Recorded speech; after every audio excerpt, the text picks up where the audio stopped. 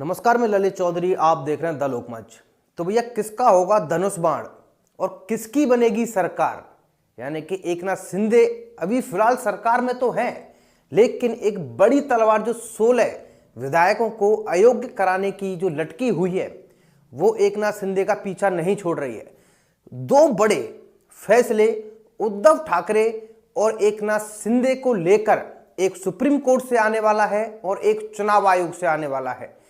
मैं आपको बता दूं, महाराष्ट्र में चल रहे सत्ता संघर्ष के बीच में सुप्रीम कोर्ट 10 जनवरी को एक बड़ी सुनवाई करने वाला है। दरअसल उद्धव ठाकरे ने सुप्रीम कोर्ट में ये मांग की थी कि जो सुनवाई है, यानी कि 16 विधायक को अयोग्य करार देने की उस सुनवाई को 7 सदस्यीय पीठ को ट्रांसफर कर देना चाहिए। ठीक है, यानी कि 7 जजों की बेंच उस पर सुनवाई करनी चाहिए। तो भाई, कोर्ट ने पूछा कि आपको ऐसा क्यों लगता है। वकील से रिटर्न में जवाब मांगा।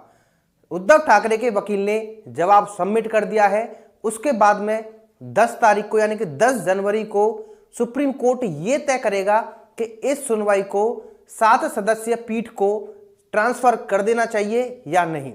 इतना जरूर है कि उद्धव ठाकरे की आखिरी उम्मीद अब यही सुप्रीम कोर्ट का फैसला है, जो कि बहुत जल्द आने वाला है। साथ ही साथ मैं आपको बता दूं, चुनाव आयोग यानी कि धनुष बाण की लड़ाई जो चल रही है कि भैया धनुष बाण हमारा सिंबल है या हमारा सिंबल है। उद्धव ठाकरे तो बचाने में लगे हुए हैं। ऐसे में 12 जनवरी का टाइम अब चुनाव आयोग ने दे दिया है कि 12 जनवरी को शिंदे गुट के विधायक और उद्धव ठाकरे गुट के विधायकों को चुनाव आयोग ने बुलाया है और चुनाव आयोग के सामने यह फैसला होगा कि भाई किसके पास में ज्यादा विधायक हैं, ज्यादा नेता हैं, उसको सिंबल दे दिया जाएगा। अभी तक की खबर के अनुसार मैं आपको यह बता रहा हूं। अब यहां पर बड़ी बात यह है कि एकनाथ शिंदे के पास में, यानी कि जो पहले शिवसेना पार्टी थी जिसमें एकनाथ शिंदे शामिल थे, जिसको उद्धव ठाकरे चला रहे थे, वहां से जो टूटकर विधायक आए हैं उसकी संख्या एकनाथ शिंदे के पास में ऑब्वियसली ज्यादा है, जो कि उद्धव ठाकरे की एक परेशानी का बहुत बड़ा कारण है।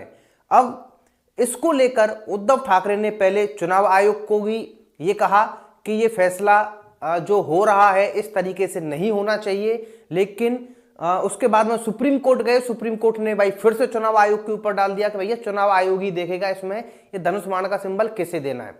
पार्टी तो छीन ही ली है। अब ऐसे में सिंबल की लड़ाई जो चल रही है उसमें भी एकनाथ शिंदे का पड़ला भारी दिख रहा है।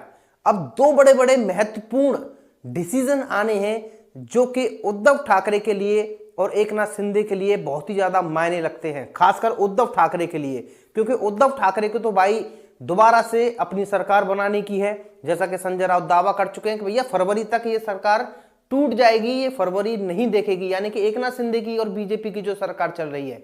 अब ऐसे में संजय राउत ने किस बेस पर बोला वो तो अभी यहां पर डिफाइन नहीं है। शायद उन्होंने इसी बेस पर बोला कि सुप्रीम कोर्ट 16 विधायकों को अयोग्य घोषित कर देगा, लेकिन अगर नहीं करे तो क्या करोगे भाई? फिर तो मामला गड़बड़ हो जाएगा। फिर उद्धव ठाकरे खाली हाथ हैं।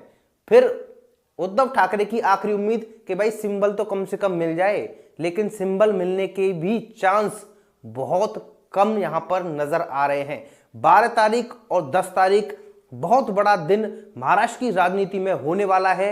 एक तरफ उद्धव ठाकरे अपनी साख बचाने में लगे हुए हैं, दूसरी तरफ एकनाथ शिंदे धड़ल्ले से लगातार अपनी पार्टी को, अपने नेताओं को आगे बढ़ाने में लगे हुए हैं। फिलहाल अगले वीडियो में इतना ही। आप लोगों का क्या कहना है आप हमें कमेंट करके जरूर बता सकते हैं। हमारे चैनल द लोकमंच को सब्सक्राइब कर लेना। धन्यवाद।